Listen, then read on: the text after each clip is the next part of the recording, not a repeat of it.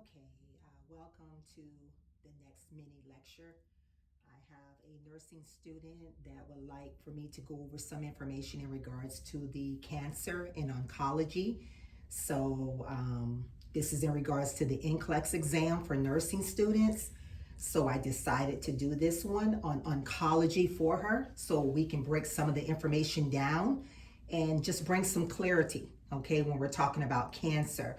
This is a part one session about cancer, and let's go ahead and get started here. As you see on the board, I've laid out several, more than several, but many components to cancer. And it's important that you get a grasp on learning about cancer because this is an area that the NCLEX will test on. Typically, they will touch into these areas because you may pursue an avenue of becoming an oncology nurse. You are definitely going to come across patients that are unfortunately stricken with cancer. So you need to have a level of a background of what typically derives out of cancer and some of the conditions that come from cancer.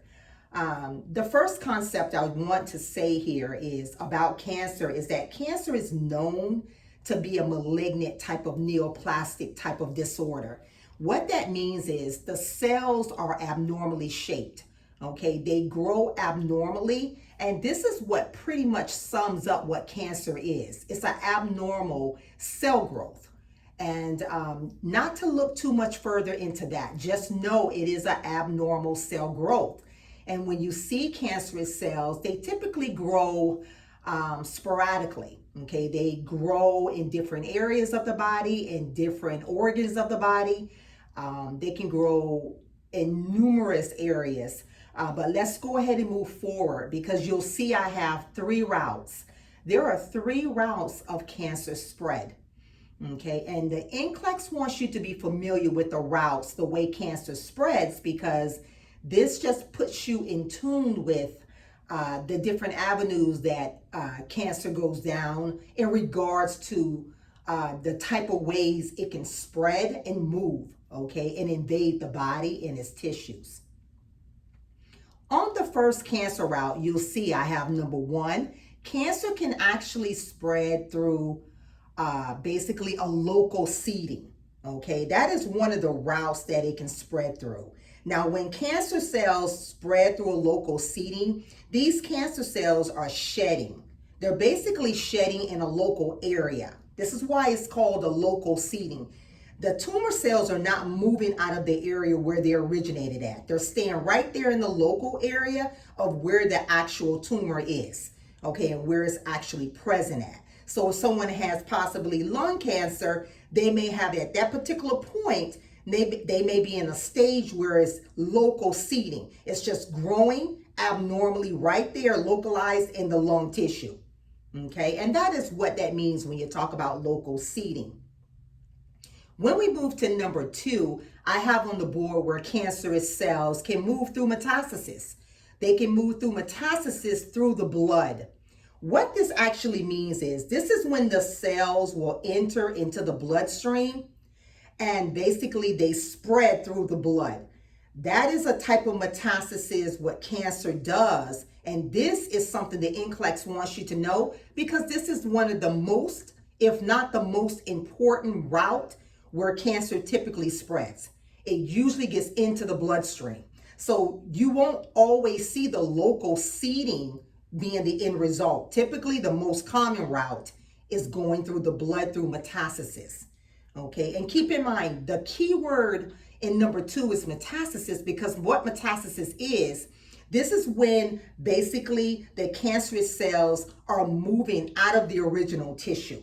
Okay, they're moving from its original location and it's beginning to move to other locations. So if it evolved or it started growing in the lungs, these cancerous cells can actually travel, okay, through the blood, and now it may show up somewhere in the GI tract, okay, and that is a form of metastasis, moving from the original location and relocating in another area of the body. So when the physician is stating metastasis, this is what he's talking about, okay. The next route of cancer spread I have up here is the lymphatic spread. The lymphatic spread is very different. This is basically when the cancer cells are spreading throughout the lymphatics. We know the lymphatics because this is a part of the lymph vessels. Okay, these vessels carry your lymph. Okay, and basically they will enter into the lymphatic system, and this causes a lot of metastasis as well because the lymphatics drain the body from the lymph. Okay, so with it doing that, it's traveling from the head all the way down, okay, to the toes. So you're going all the way up the body and down. And this is the spread that it gets into. It will invade those lymphatics and definitely invade the lymph nodes. Okay, now one cancer that's known to really invade the lymph nodes and is common, and that's breast cancer. Okay, breast cancer will invade the lymph nodes. So it has a certain level of a lymphatic spread. Okay, and that's one of the cancers you'll see that typically takes that route with the lymphatic spread.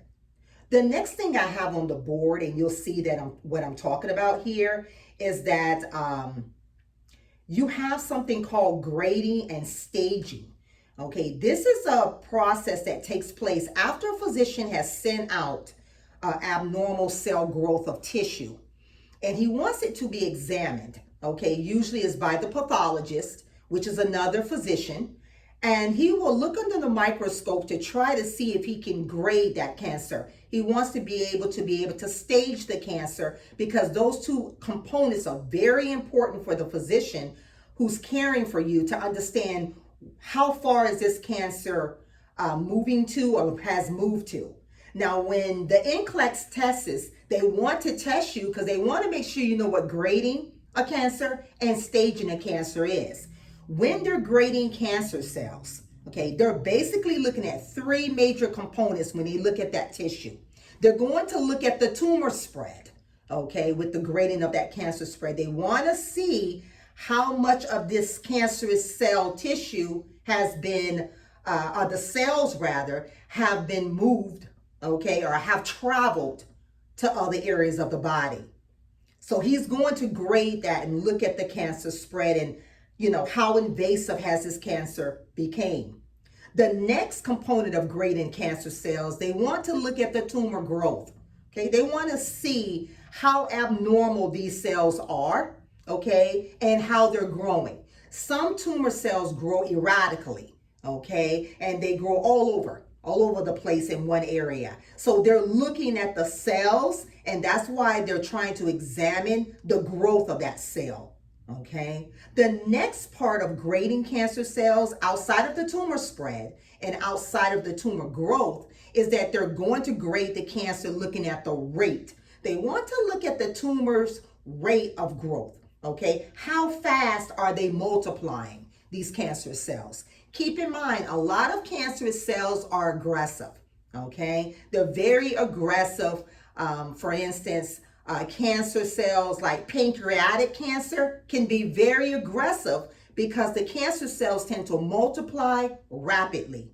Okay, and so this is something that causes a whole issue of problems when you're dealing with aggressive type cancers. But again, that's why they're looking at the tumor spread, they're looking at the tumor growth, and they also look at the tumor rate.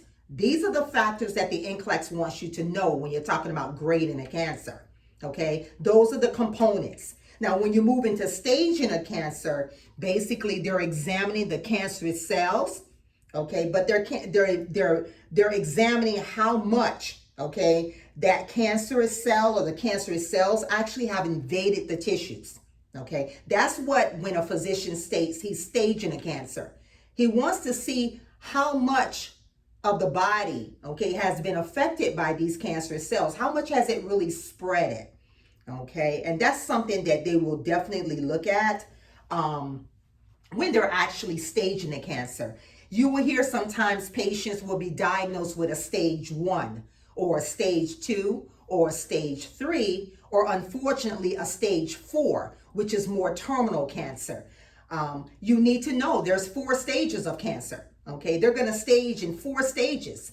In the first stage, typically the cancer is there, but there is not a lot of growth, okay, to the extent that's going to be life-threatening. Okay, it's something that they may be able to gain control of that cancer to some level. But if you are looking at cancerous cells that have really invaded the body extensively, and it has invaded different organs, this is more so a stage 4. Okay, this is an unfortunate circumstance that puts that patient in a terminal stage, because literally they are probably at the point of receiving chemotherapy, radiation treatments, and extensive treatments to just try to sustain and give them a quality of life.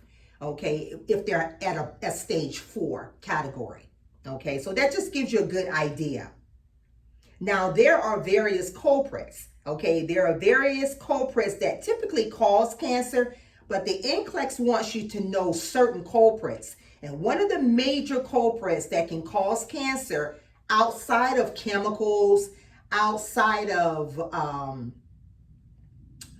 certain health conditions, outside of various components. You have pollutants, different things that can be cancerous.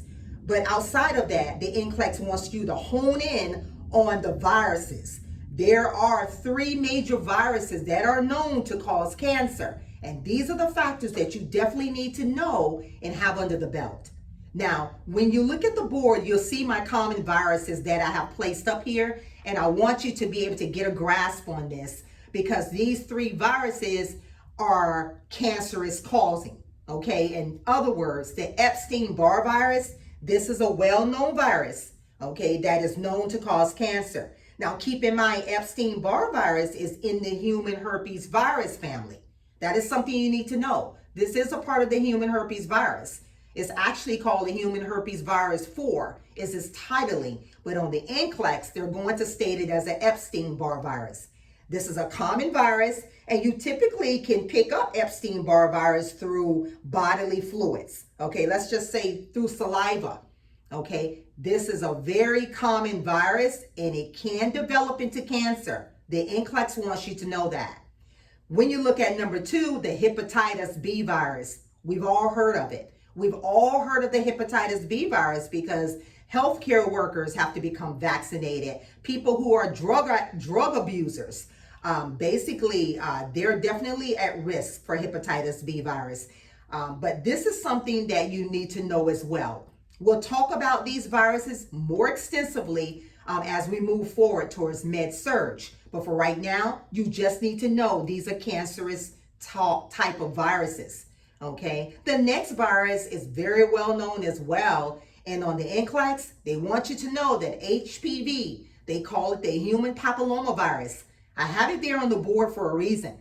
HPV is heavily tested on the NCLEX because this is, again, a virus, but this is a sexually transmitted type of virus. This is a virus that's very common, and you will see this popping up in the teenage population. Okay, HPV is something that it poses a great risk when someone has multiple sex partners. Okay, this is the type of virus that it derives out of. Okay, when it comes to sexually transmitted, you see this with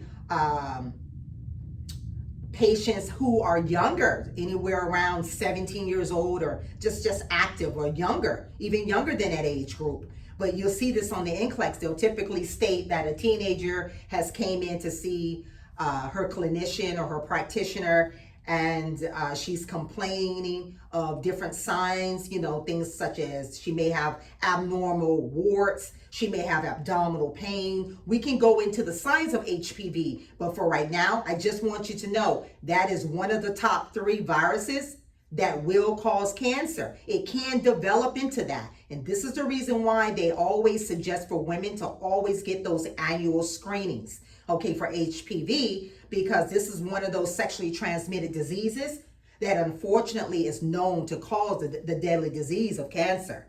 Okay, now that we've had a chance to pretty much go over oncology in an area where we can just have an idea of what cancer is, which we know is a malignant neoplastic type of disorder. This is an abnormal tissue cell growth, and we've just discussed the 3 routes of cancer spread. But out of the 3 routes, okay, through the local seeding, through the metastasis through the blood, as well as the lymphatic spread, the most important spread with cancer is usually the metastasis through the blood.